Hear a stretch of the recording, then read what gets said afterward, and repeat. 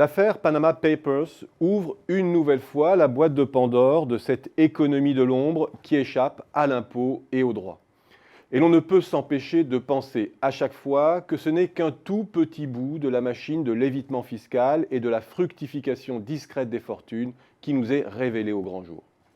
L'affaire LuxLeaks était de ce point de vue plus édifiante, car c'était au cœur même de l'espace européen que se jouait la scène, avec un peu moins de sportifs, de dictateurs, de marchands d'art, mais surtout deux grands groupes planétaires qui, compte tenu des masses financières qu'ils brassent, ont un pouvoir de détournement bien plus considérable.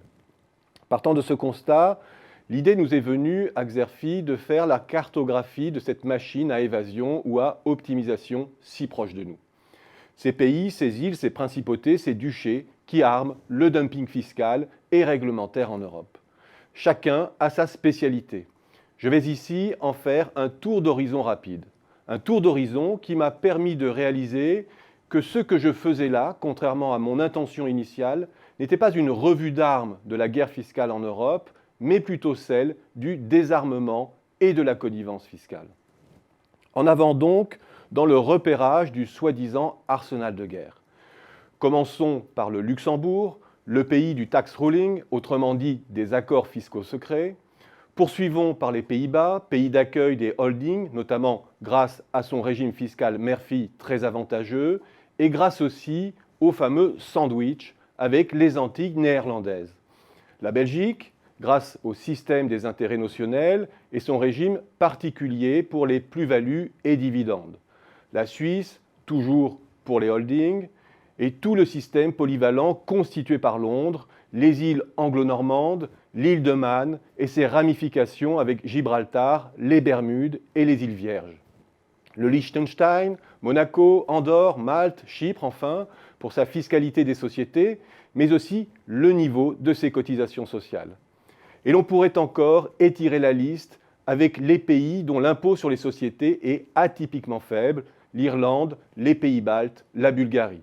Pourquoi pas la France, avec son crédit d'impôt recherche et sa niche copée, etc.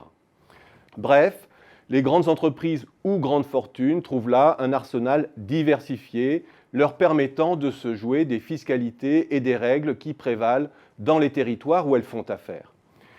Et ces petits territoires pompent du coup la substance fiscale de leurs voisins avec des armes déloyales que l'on devrait considérer comme du dumping. À cela près que tout cela fait système. Les spécialisations sont formelles. Cet ensemble constitue en fait une plateforme capable d'offrir des bouquets de solutions par montage, avec le fameux sandwich hollandais ou irlandais en tête du hit parade médiatique. Les intermédiaires financiers nationaux peuvent monter des solutions complexes où interviennent plusieurs paradis. Et c'est bien là-dessus que la Société Générale ou divers cabinets se font épingler, sans parler de la réputation sulfureuse de Londres. À n'importe quel endroit, les entreprises ont accès à cette plateforme de paradis ubérisé. Et quelle est la fonction de cette plateforme ? Armer la guerre fiscale ou la désarmer ? Car au fond, cette plateforme apatride est une grande machine à égaliser la fiscalité pour les groupes, quel que soit l'endroit où ils développent leurs affaires. Une holding aux Pays-Bas ou au Luxembourg, un service de facturation en Irlande, des travailleurs détachés portés par des agences chypriotes, tout cela permet in fine de remettre les compteurs à zéro. Une grande machine à éviter les taux d'impôts nationaux se met en place. Nul besoin pour les pays à haute fiscalité de renoncer à leurs spécificités réservées au plus grand nombre. Cela ne détournera pas les investisseurs étrangers sans pour autant avoir besoin de mettre en place des dérogations que les cours constitutionnels invalideraient au nom du principe d'égalité face au droit. C'est en cela que l'on peut parler de connivence plutôt que de concurrence fiscale. Faire des affaires en France devient acceptable.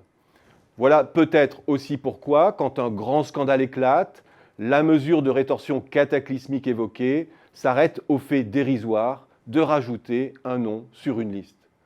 Voilà peut-être pourquoi aussi l'Europe a placé à sa tête un grand parrain de l'évasion, Jean-Claude Juncker, et que tout le monde fait mine de croire qu'il est repenti.